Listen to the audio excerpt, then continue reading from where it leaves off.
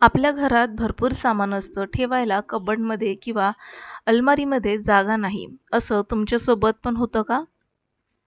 सामान कुठे आणि कसं ठेवायचं या विचारात आपण असतो. तर चला हे सामान घरात व्यवस्थित कसं ठेवायचं आजच्या व्हिडिओमध्ये आपण पाहणार आहोत. नमस्ते, मी सीमा. स्वागत आहे आपल्या सगळ्यांचं किचन सवंगडी आणि मी या चॅनलमध्ये. आज आपण बघणार आहोत क्लटर विषयी, म्हणजेच अडगळी विषयी. टाइम टू टाइम डिक्लटरिंग करणं खूप गरजेचं आहे.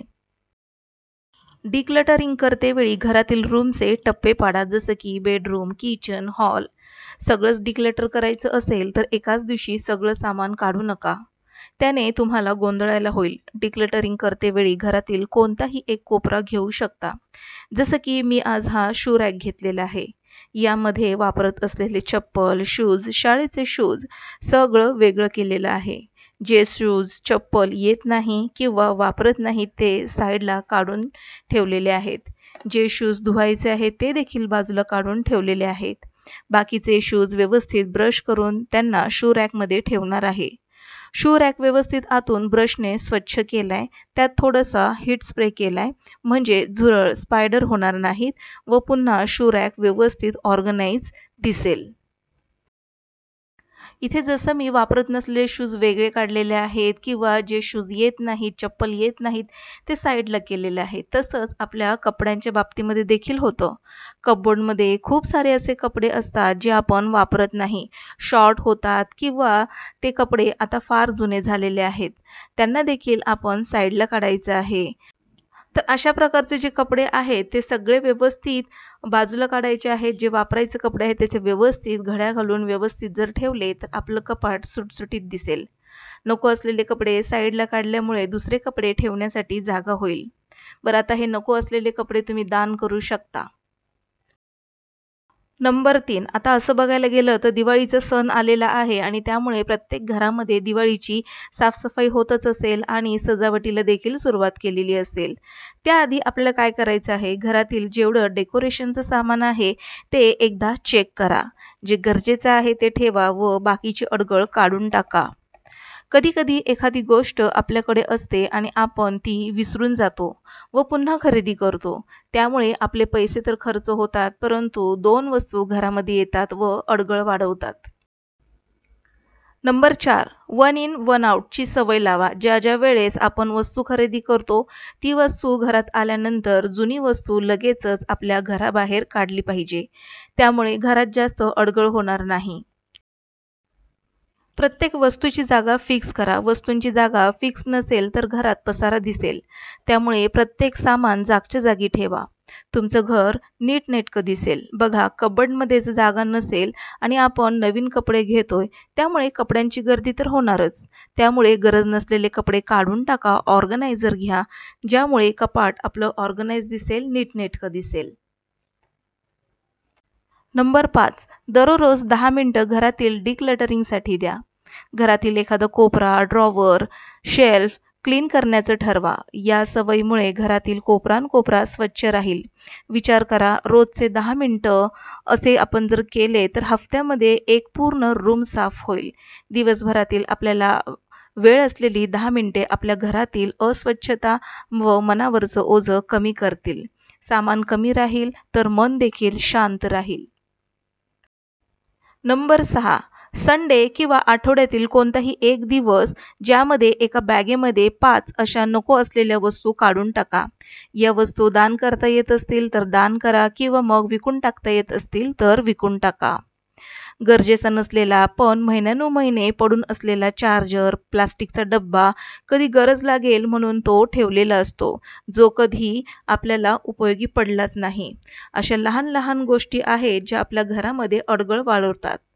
प्रत्येक संडेला किंवा जो दिवस ठरवलाय त्या दिवशी आपण टार्गेट केलेल्या या 5 वस्तू आपण काढून टाकल्यामुळे हळूहळू आपलं घर क्लटर फ्री होण्यास मदत होईल.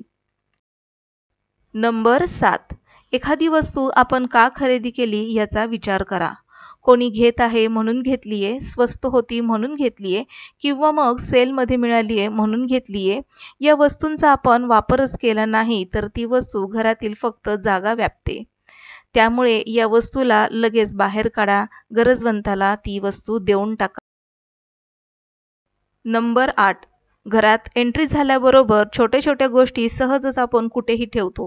जसं की एखादी घराची चावी झाली किंवा मग चार्जर झाला किंवा मग पेन वगैरे झालं, असं आपण कुठेही सहजपणे ठेवून जातो. त्यासाठी आपण की होल्डर, शू रॅक, बास्केट याचा वापर जर केला, तर या वस्तू इथे-तिथे न पडता बरोबर त्यांच्या जागेवर आपण ठेवू शकतो. त्यामुळे घरात इतरत्र पसारा दिसणार नाही. असं केल्याने घरात पहिलं पाऊल ठेवलं तर एक शांती आणि समाधान वाटतं. कारण घर नीटनेटकं दिसत असतं.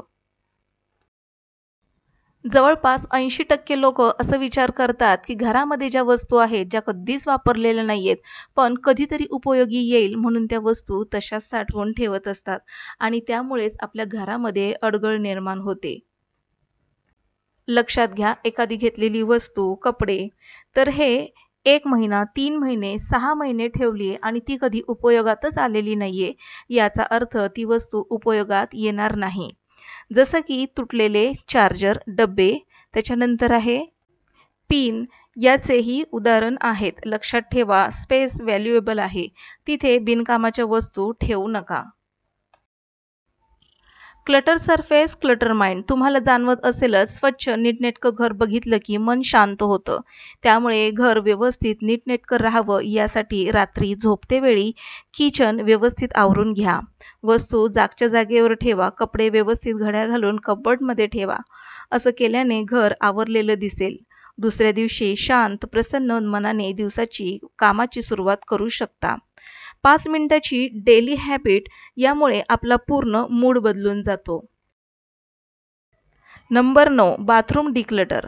बाथरूममध्ये कितीतरी वस्तू अशाच न वापरण्याच्या पडून राहिलेल्या असतात.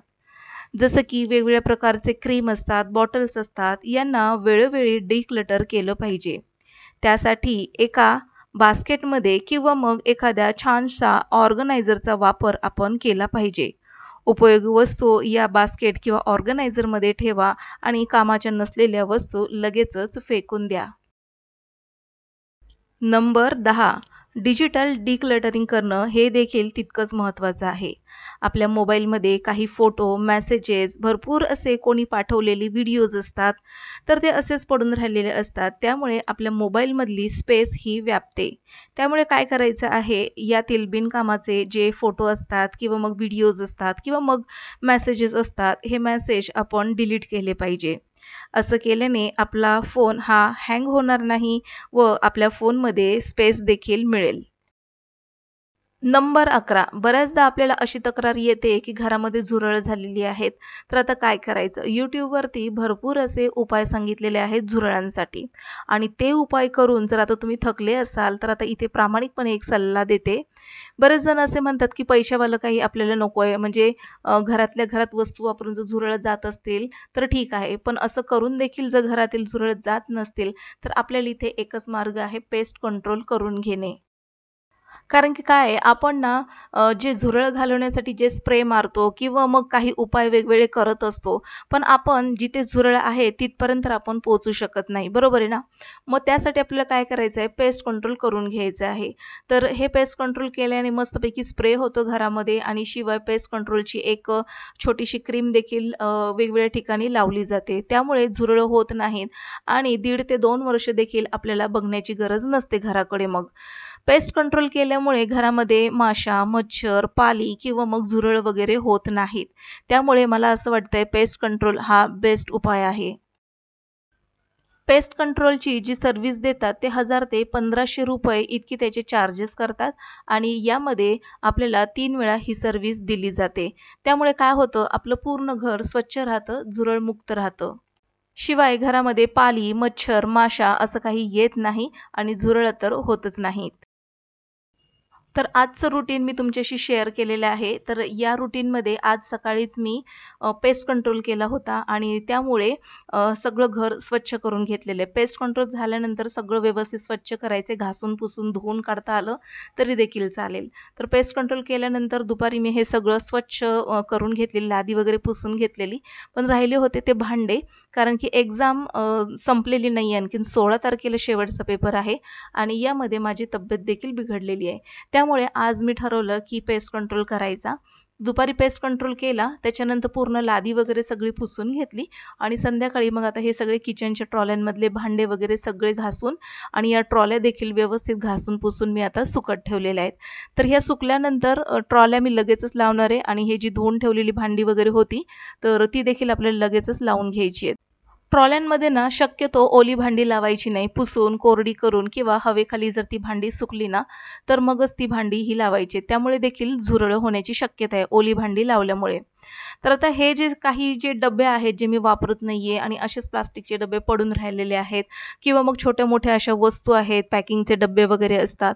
तर ते सगळं मी एका साईडला काढून टाकलं जे गरजेचं नाही ते. आणि आता ह्या ज्या ट्रॉल्या आहेत तर त्या सगळ्या स्वच्छ धुवून झालेल्या आहेत, व्यवस्थित सुकलेल्या आहेत.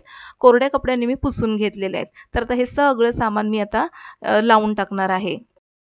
अशा प्रकारे आपण किचन व्यवस्थित पेस्ट कंट्रोल करून घेऊन स्वच्छ भांडी वगैरे जर घासून व्यवस्थित सेट करून ठेवली ना जागच्या जागेवर, तर आपलं किचन देखील छान असं ऑर्गनाइज वाटतं. तर या 11 सवयींमुळे आपलं घर नीटनेटकं स्वच्छ राहील. आजचा व्हिडिओ आवडल्यास नक्कीच लाईक करा. चॅनलवर नवीन आले असाल तर सबस्क्राईब करून बेल आयकॉन प्रेस करा. भेटू पुन्हा नवीन एका इंटरेस्टिंग व्हिडिओ सहित. तोपर्यंत बाय.